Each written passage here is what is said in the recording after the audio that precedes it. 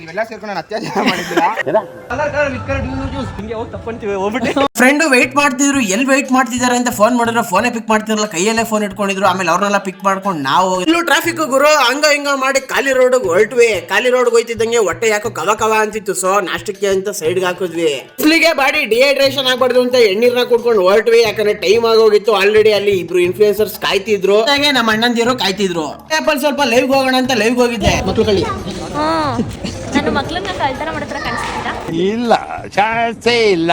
ಕೈಗೆ ಬ್ಯಾಂಡ್ಗಳನ್ನ ಹಾಕ್ಸ್ಕೊಂಡು ಜಾಲಿ ಜಾಲಿ ಅಂತ.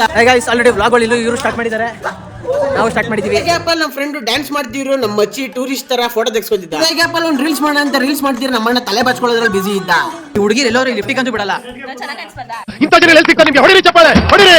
ಇದು ನಮ್ಮ ದೇಶ. ನಮ್ಮ ಹುಡುಗಂಗೂ ಸ್ವಲ್ಪ ಲಿಫ್ಟಿಗೆ ಹಾಕ್ಸೋಜಿ. ಆಮೇಲೆ ಅವ್ನು ಹೇಳಿ ಕೇಳಿ, ನನ್ನ ಲೈಫ್ ಏನಾಗುತ್ತೆ ಬ್ರೋ ಈಗ? ಯಾರ ನೋಡಿದ್ರೆ ಏನ್ ಮಾಡ್ತಾರೆ ಬ್ರೋ? ಮಕ್ಕಳು ತರ ಆಟ ಆಡ್ಕೊಂಡು ನೀವು ಈ ಜಾಗದಲ್ಲಿ ಎಂಜಾಯ್ ಮಾಡ್ಬೋದು. ಹುಡುಗಿ ಸಾಕಾಯ್ತು. ಗ್ಯಾಪಲ್ಲಿ ಇಲ್ಲಿ ಇಬ್ರು ಕಾಣಿಸಿದ್ರು. ಕುಚ್ಚು ಕುಚ್ಚು ಟೂವಿ ಟೂವಿ. ಈ ಗೇಮ್ ಆಡಿ ನಮ್ಮ ಎನರ್ಜಿ ಎಲ್ಲ ಖಾಲಿ ಆಯ್ತು. ಅದಕ್ಕೆ ಊಟಕ್ಕೆ ಅಂತ ಹೋಗಿ ಚೆನ್ನಾಗಿ ಬ್ಯಾಟಿಂಗ್ ಮಾಡಿದ್ವಿ. ಇಲ್ಲಿಂದ ವಾಟರ್ ಗೇಮ್ಸ್ ಮಾತ್ರ ಮಸ್ತ್ ಆಗಿತ್ತು. ಆಡ್ತಾ ಆಡ್ತಾ ಕತ್ಲೆನೆ ಆಗೋಯ್ತು. ಹೆಂಗೆಂಗೋ ಆಡ್ತಿದ್ರು. ಇಲ್ಲೊಂದು ಸಮಸ್ಯೆ ಖಂಡಿತ ಇದೆ. ನಾನು ಹಂಗೆ ಅನ್ಕೊಂಡೆ, ಚೈನೀಸ್ ಫುಡ್ ನ ತಿಂತಾ ಇರೋದ್ರಿಂದ ಹಂಗ ಆಡ್ತಿದ್ರು ಅಷ್ಟೇ. ಚೆನ್ನಾಗಿ ಡ್ಯಾನ್ಸ್ ಮಾಡ್ಕೊಂಡು ಊಟ ತಿನ್ಕೊಂಡು ಲೈವ್ ಶೋಸ್ ನ ನೋಡ್ಕೊಂಡು ಎಂಜಾಯ್ ಮಾಡಿದ್ವಿ. ಬಂದು ಎಂಜಾಯ್ ಮಾಡಿ ಇವತ್ತಿನ ವಿಷಯ ಅಷ್ಟೇ. ಟಾಟಾ ಬಾಯ್.